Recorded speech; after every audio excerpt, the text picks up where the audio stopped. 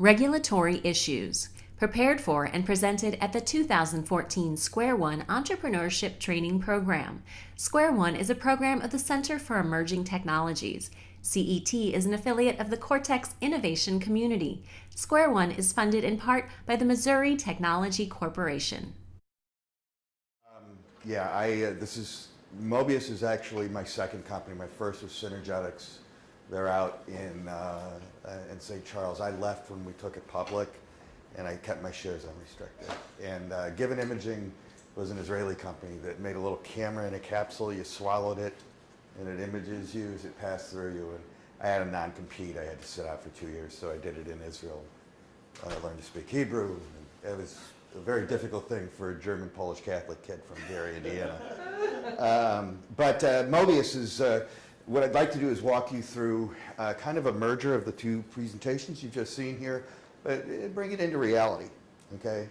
So the business of Mobius Therapeutics is to take an old line chemotherapy agent, mitomycin C. This is an old molecule invented by the Japanese in the mid-50s. But its use in ophthalmology was standard of care. Its first documented use in ophthalmology was 1963.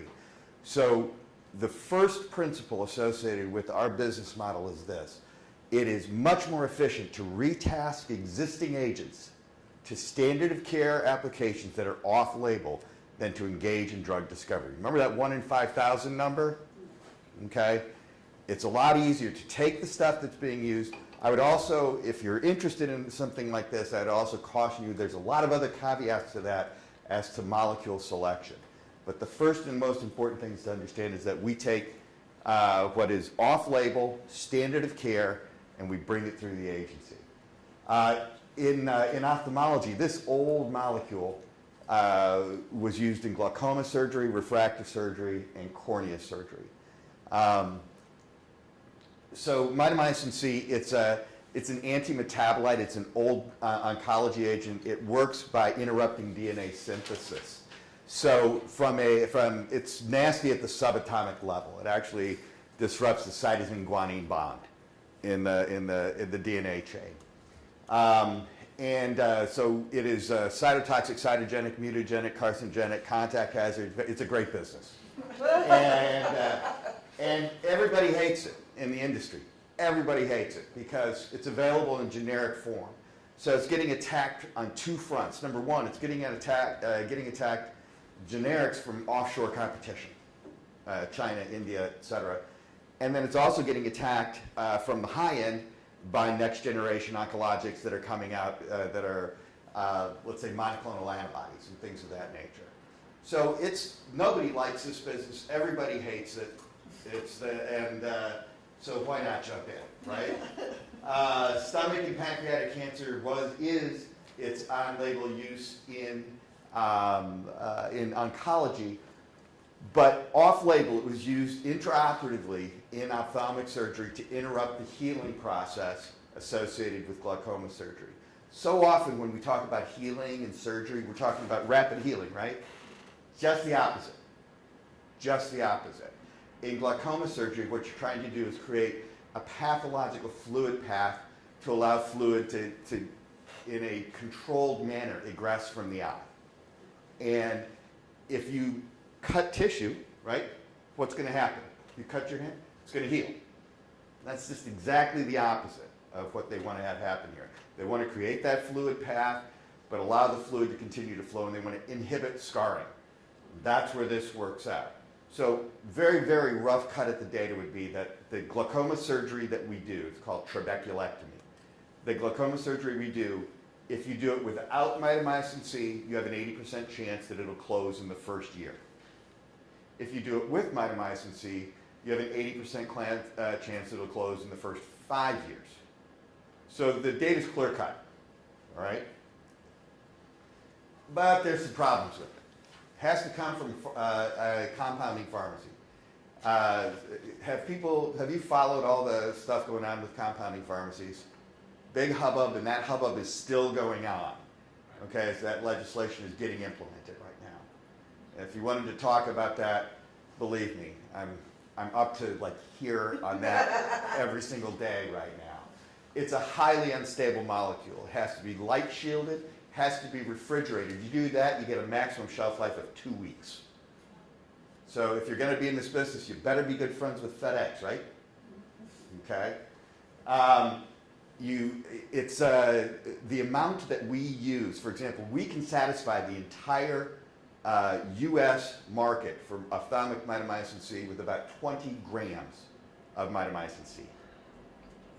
This is a true small business. So the doses that are used in oncology are huge, so they're throwing away a lot of it. Okay, so there's vast waste of it. And we talked about the fact that it's a delightful substance to handle. There's vapor hazards, there's contact hazards. It's hard to get it onto the sterile field. You're always contaminating the field. You're aerosolizing it.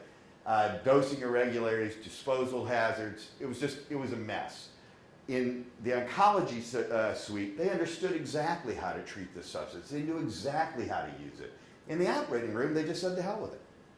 I hate to put it that way, but they just it had become so ubiquitous that they became very lackadaisical about the fact that it was a very inconvenient, very unsafe molecule to use. Okay? So what we did is we developed Mitazol. It's an ophthalmic mitomycin C kit. It's a sterile single-use kit.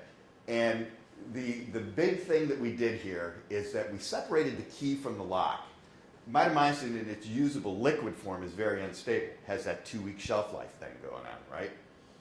Our product is lyophilized, so it's freeze-dried, a powder substance. And we have a closed mixing system with a pre-filled syringe with diluent. And on the surgical field, they reconstitute it at that time. So it's at time 0 every time, absolute consistency in terms of potency and dosing, from one patient to the next to the next.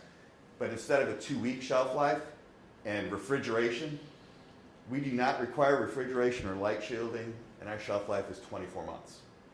And what we're building in December will go to 36 months. Okay, so there's a huge difference. This is something that's very, very important. There's 3 things that I look for, among other things. There's 3 basic things I look for in terms of a molecule that I'm willing to go after. Number 1, standard of care but off-label. Number 2, it has to have a problem. There needs to be a problem with its clinical use. And it's not because I'm a masochist. It's because if you solve that problem, you get at least 2 things, right? Number 1, you get your inherent value proposition to your customer. And number 2, we get intellectual property. Mitomycin C was invented by the Japanese in the mid-50s. The IP around it had expired 100 years ago, right? So can I get any IP on this? Yeah. Yes. 4 issued patents, 2 pending patents in Japan, Australia, Europe. Absolutely, because in solving those problems, we develop new utility. In developing that new utility, I've got new intellectual property. Got it? And the third thing I look for is an economic benchmark. If mitomycin C has a problem and it is off-label, but the maximum amount I could charge for it is going to be $2.50, you don't have a business. Okay? You just don't. You want to be able to hit what I call the Goldilocks price. It needs to be low enough so that you're not going to have the price dampen market uptake, but it needs to be high enough so, frankly, you can make a confiscatory profit margin. And our profit margins are around 90%. Okay? We have manufacturing controls, the GMPs. GMP stands for Give Me Paper. And the CGMP is constantly Give Me Paper.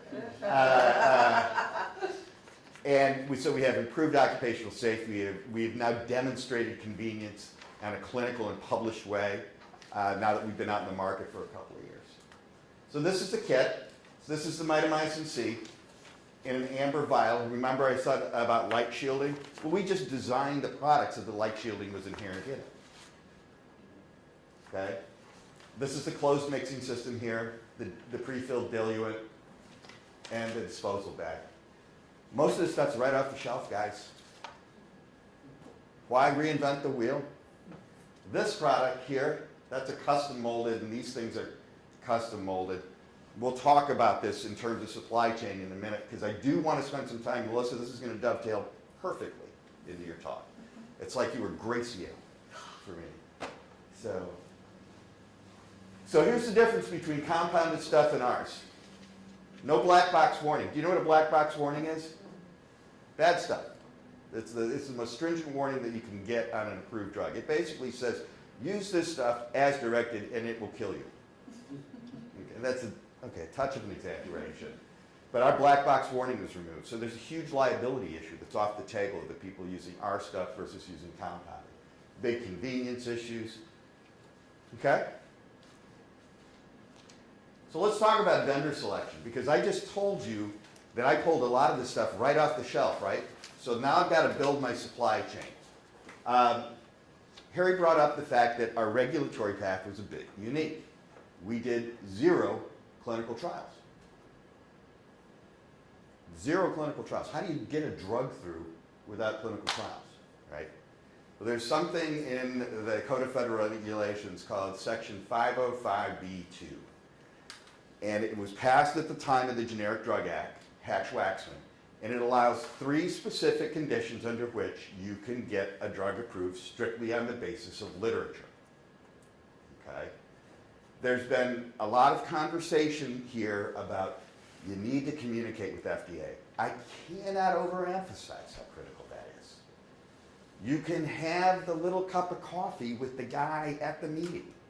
I know who controls the drug section for eyes, and it's pretty simple to just, he's a very approachable guy. He's a very accessible guy. He's smart as heck, and he's fair. And you can run something past him, and he's going to tell you, you know, I'm going to be looking for this. Okay? He or she is going to give you a pretty good idea of what you're going to face at the IND and then the NDA side of things. But the most important thing is this. If the FDA is going to, if you're going to put something in front of them, are they going to be, what are they going to be thinking about that agent? They're going to be thinking, what's the risk associated with the approval, right? What happens if we approve this thing, it goes bad, it boomerangs, and it comes back and it hits me, right? So in the case of mitomycin C, in the literature, there had been 7 multi-center, masked, prospective, randomized clinical trials done on mitomycin C. Great data in the public domain, right? The mean age of patients in those cohorts was in the second half of the 7th decade of their life. Glaucoma is an incurable and irreversible disease. What's the risk associated with approving this stuff for glaucoma? Way down. I can also tell you that FDA has approached us and asked us if we would consider taking 2 other drugs that are currently off-label for that are essentially the same sort of thing, and we will be doing it. We're going to be doing, because they're basically saying, we're going to let you fly through on this one the same way we let you fly through on that one. Got it? It's a risk-benefit. Think about it and get to know your FDA reviewers. When you're looking for vendors, let's talk about supply chain. 13485, I would automatically, if you do not have the ability to get out and audit vendors, or you don't have the capacity to do an audit, or you don't have the money to hire an auditor, do this. Find somebody that's 13485. Have that certificate in your design history file, and write on that until you can get to them, and make certain that they're registered with FDA. And by that I mean that they're compliant with good manufacturing practices. Previous audits by FDA will be available online through FOIA. And then ask around. If you've been in the industry or you know people that are in the industry, try and find people that use this person as a supplier. But from documentation point of view, this certificate is going to be very important. You can put that in your file until you can get out there and audit them yourselves.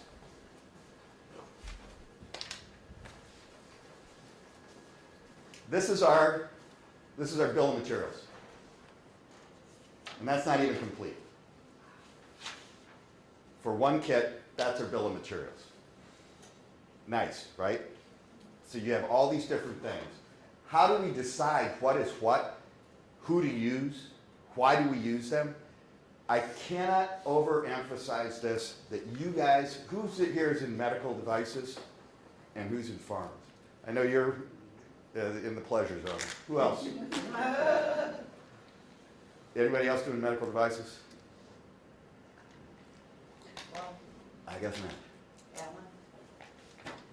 Not, Okay. not even because that's using the gate cause an advantage? Okay. What I would say is that when you're establishing your design, your supply chain, you should simultaneously be establishing your design history file. Don't try and go back and rebuild it. It's impossible. You'll never get it done. So do it in an organized fashion. So you need to define the objectives associated with this aspect of your design, okay? You define the specifications that you think will need to be met. Look out there and then define vendors that you're going to evaluate and why you made that decision. It is an interrogatory that should be documented. If it is not written down, it does not exist. It's that simple. So I cannot overemphasize, develop the discipline to document fastidiously and in an organized fashion how you're developing your supply chain. Does that make sense? So, we have your constitution devices. And what was the function? Well, it's going to take something. I'd come up with the idea that we'll just reconstitute on the sterile field. Well, I need a reconstitution device. I needed it to be, so what are my specifications? Well, I don't want people getting stabbed, so it needs to be needleless, right? I want it to be closed. That's a scary substance, right? So you have all these different things that you list out what these specifications are, and in the document you objectively document why it needs to be this way.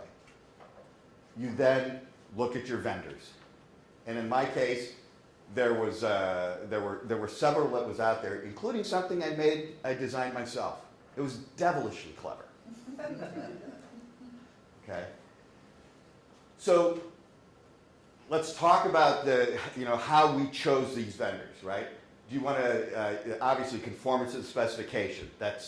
You'll hear that over and over and over again. You want to look for these qualifications here. You want to talk about simplicity simplicity of manufacturing, construction, assembly. Why? Because it's going to keep your costs down.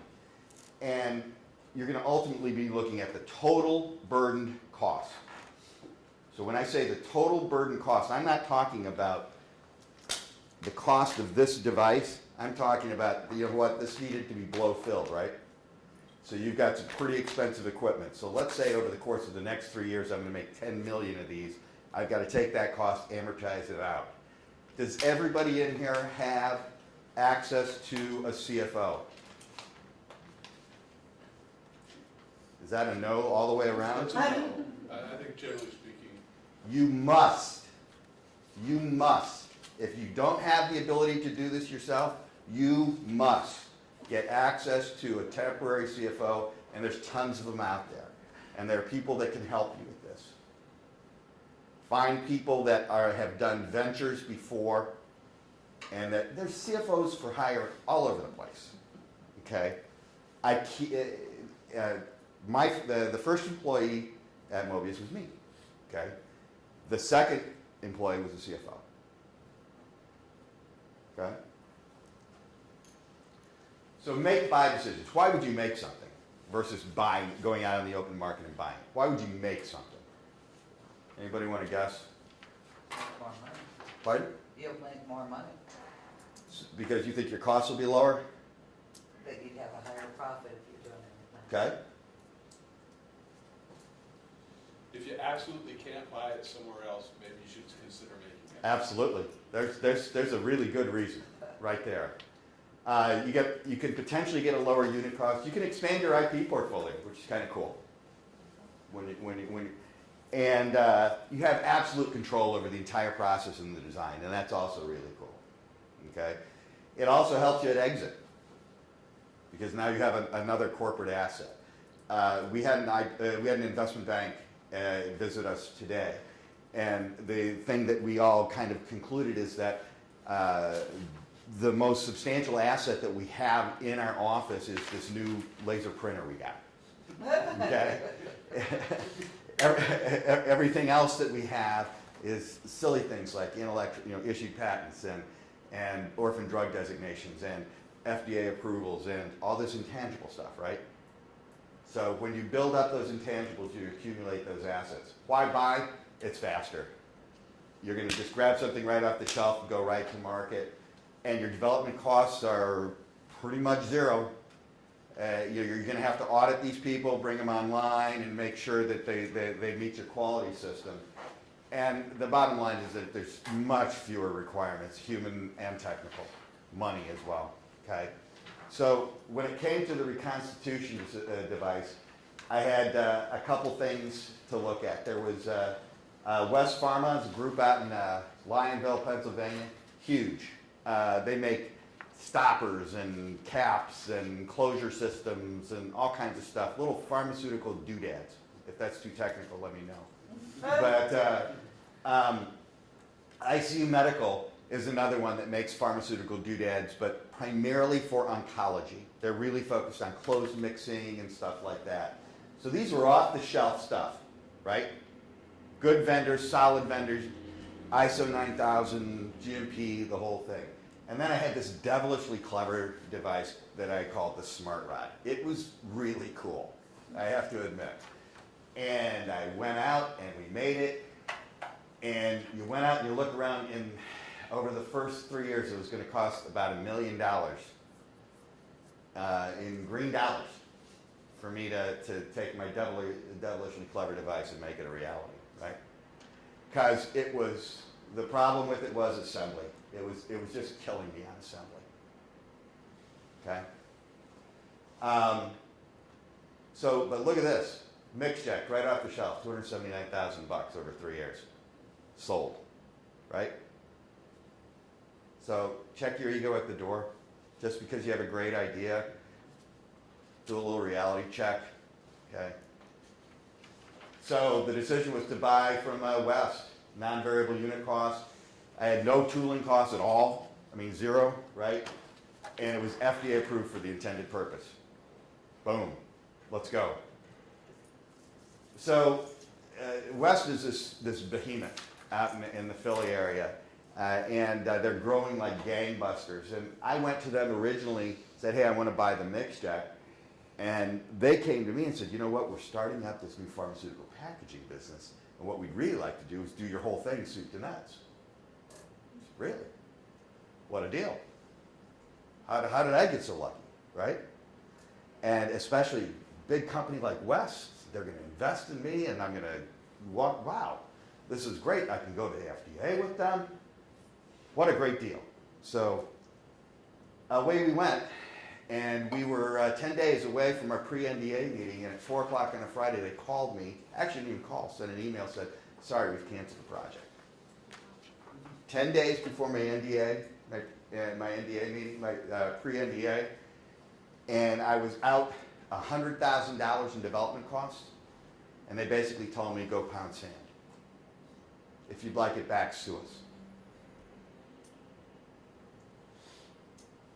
Okay. Not a happy day. It was a couple weeks without a solid bowel movement. This was tough. I mean, this was a very difficult thing. So what do you do? What do you do in a situation like this?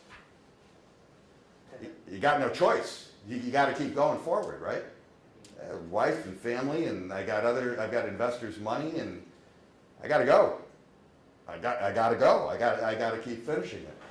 So we kicked that thing in the butt, and we went to ICU Medical, and got that going. That happened at 4 o'clock on a Friday.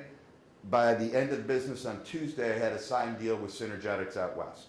Now, admittedly, that was my old company, and they jumped in to help me out. But you guys have those sort of friends too, right? You can't stop, and you can't feel sorry for yourself.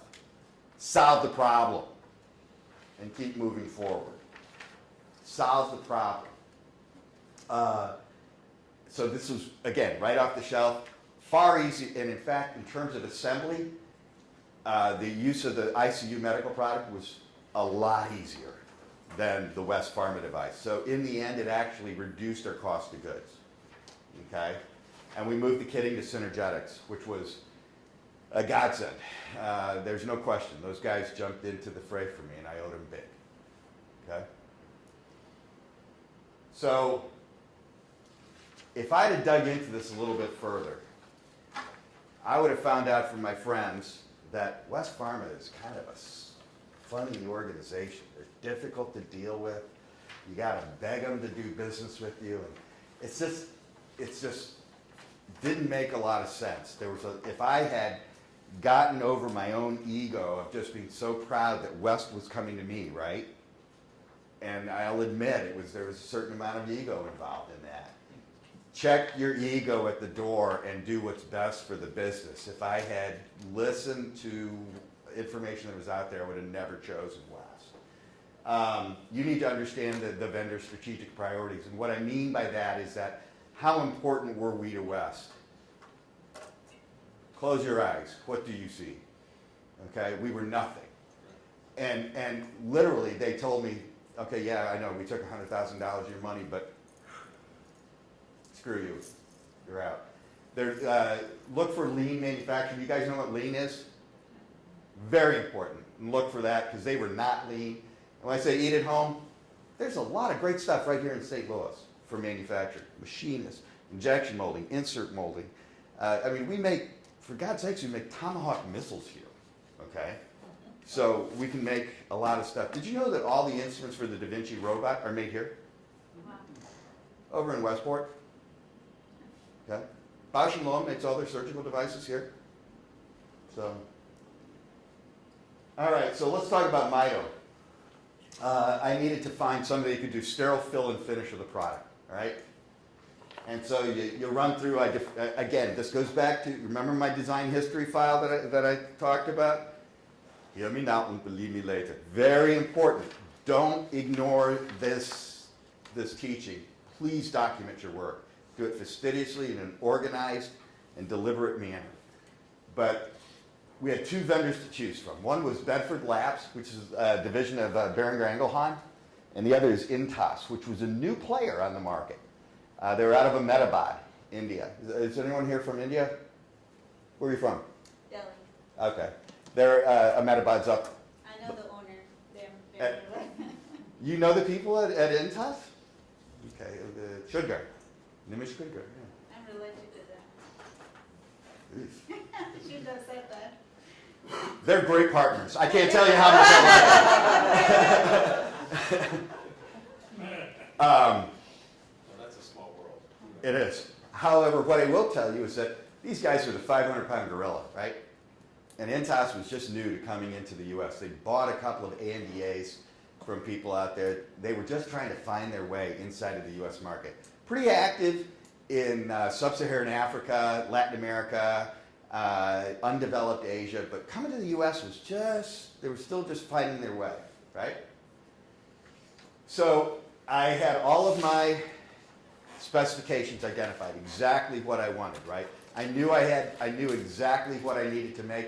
I knew how I needed to make it, and I knew how I was going to judge it. It was going to be based upon how long was it going to take them to get my timeline, right?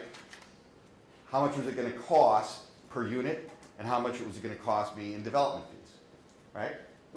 So I had my total burden cost. So all these compliance issues and everything else had to make certain those boxes are checked. That's a given. So here we go. We have Intas up here, and their development costs were going to be $300 grand, right?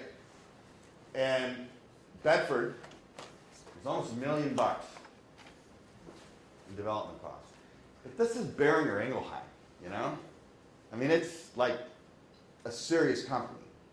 It's a force to be reckoned with. Boehringer Ingelheim, and they're in Cleveland. They're 1 hour time difference versus is it 9.5 hours or something? Yeah, like that. So, and it's that half hour, which is just so screwy. But in any event, and so there's $300,000 in development fees, but look at the price difference. $9 from Intas, or almost $20 out of Boehringer Ingelheim. All right. Then you have to add all those costs into it over the first year or two, and now you're getting at a burden cost that's much higher, right? So there was a $4 million difference over 3 years. But this is, what do you know about Indian drug manufacturers? What have you heard? Huge problems. Margaret Hamburg has specifically stated, Margaret Hamburg is let me just cross myself and say her name. And she's Secretary of FDA, and that's an area of significant enforcement right now because people are producing stuff that's not GMP qualified. There was fraud at Ranbaxy, as you probably heard, and so it's a big issue right now. So I'm scared to death, right? So what do? Well, let's do the old Ben Franklin, right? Lay it out on a grid and decide how this works. Well, the formulations were identical. The development costs were very different. And by the way, part of this I traded stock to Intas. So that was reduced ultimately to $100,000, and they have about 8% of my company. Okay? They're great partners. I love them. They told me they'd have it done in 6 months versus 18 months. But this Cleveland thing was, God, having the ability to be close to that vendor, right? They've got a problem. I can be up there that day, that night, right? Whereas the Metabod, boy, I mean, that's a day and a half just to get there. There was no track record in the U.S. at all for Intas. None. Zero. Zip. But Bedford, Boehringer Ingelheim, had been the contract manufacturer for Bristol Myers Squibb. They'd been the contract manufacturer for Johnson & Johnson. They were the 500-pound gorilla OEM manufacturer. Wow. They were registered by FDA, with FDA. There was no ISO certification with Intas, but they were registered with FDA under a different name. So where do you go? Who would you choose? I gotta be honest, I would pick Boehringer. Yeah. I would too. Okay. So how big of a strategic priority was my business to Boehringer Ingelheim? Tiny. Not even. Right. Not even. How important was I to Intas trying to get into the U.S. market? Very I was. I mattered. They returned my phone calls. The guys at Boehringer Ingelheim. So I agree with you because I was Right. sitting in your chair, you Right. know, and thinking the same thoughts. So it was really the attention that they were gonna pay to your business that was the deciding factor for you? Well, you dig in a little more. I'd gotten kicked in the teeth, right, by our friends at West. So what about GMP compliance? Well, I was hearing, and when I'm digging into my friends, particularly at J&J, I'm hearing some stuff about their RAQA, their regulatory and quality systems, wasn't sounding so hot to me, right? So now I start digging in some more. And by the way, India, I looked at their FDA audits, all clean as a whistle. Secondly, I hired a guy to go over there and audit them. He said, the most advanced cytotoxic facility in the world. It's 10 years ahead of anything in the U.S. And then third, I went there and visited. Laid eyes on it myself, right? So you do your audits, and I sent the same guy to Cleveland, too. So he saw the facility in Ahmedabad, and then I sent him to Cleveland. And you check the references with the Indian, the site visits, you meet with the people. Mr. Sugar and his son and the whole family, everybody comes to meet me when I come there. The people at Boehringer Ingelheim, boy, you know, it just wasn't going to happen. So who won? good. In Intas won. They told me it was going to take them 6 months to get the development done. They got the formulation done in 90 days. Okay. They have been audited twice by FDA since we signed with them, clean as a whistle. We had two very large pharma companies come in and kick tires on us that have sent people over there for audits, clean as a whistle.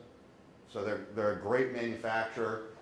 And then $100,000, we got their development cost down to in exchange for some equity. Okay? So the loser was Bedford. They had a warning letter that came to them after I signed with Intas. Health Canada shut them down in 2011. They were suspended by FDA in 2011. In fact, it's not urban legend, it really happened. If you read in FDA enforcement, in one of the isolator lines, they found a bucket of urine where people didn't want to leave the isolator room to relieve themselves, so they just kind of peed into a bucket. It's beautiful. So they're dead. That facility was purchased by J&J. Do you remember 2 years ago the shortage of sterile injectable drugs? Do you know why? Because they got shut down. They got shut down. And J&J bought the facility. They made something called Doxil that suddenly J&J went on back order on. So J&J, having more money than God, decided we're going to just shut down the facility, devote it to Doxil, and everybody else be damned.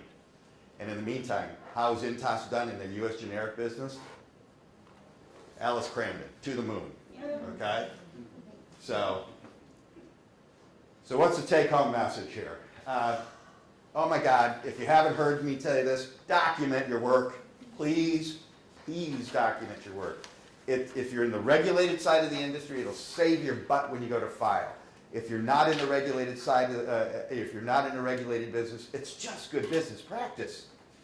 Think in an orderly manner. If it's not written down, it doesn't exist, I promise you. Okay? You need to have one-to-one contact with your decision makers, like with Intas. Understand that your business is just as important to them as it is to you. If you're not getting that feeling, head the other way. Okay? There needs to be a willingness to partner. If there's a master-slave relationship like what was going on at West Pharma, that wasn't going to work. Our relationship at Synergetics is strong because we are such good friends. I've known these people for 20 years, right? So, and then you want to look at the total cost of goods. Sorry, did I go over? Actually, a little bit, but it was fantastic. So who's got questions for Ed? Yes, ma'am. How did you come up with your original idea? I'm old. What arena did you find this in? I mean, were you selling to ophthalmologists? Yeah, I've been in the ophthalmology. I've been in surgery my whole career for 30 years. I've been in ophthalmology exclusively for the past 25 years. And the first time I saw mitomycin C used in an operating room was December of 1991. And the first time I saw it used in an operating room, I said, man, there has got to be a better way. So that's how you uncovered your problem. Well, and then it gets a little more complicated than that. When I finally when my non-compete ran out, I came back to the U.S. and I had to decide what I wanted to do when I grew up. And there was actually a fairly, I don't get out of bed in the morning without a plan. So I mean, I had a fairly orderly process in terms of what I was going to do and why. And I'd be happy to share that with you, but offline. Okay, well, I was just curious. No problem. One of the things I really like about Ed's approach, it sounds to me, and correct me if I'm wrong, that you designed the business because you like the business aspects of things rather than falling in love with the technology and trying to build a business around the technology. No question, because very often you wind up with the best answer to the question that nobody asks. Right.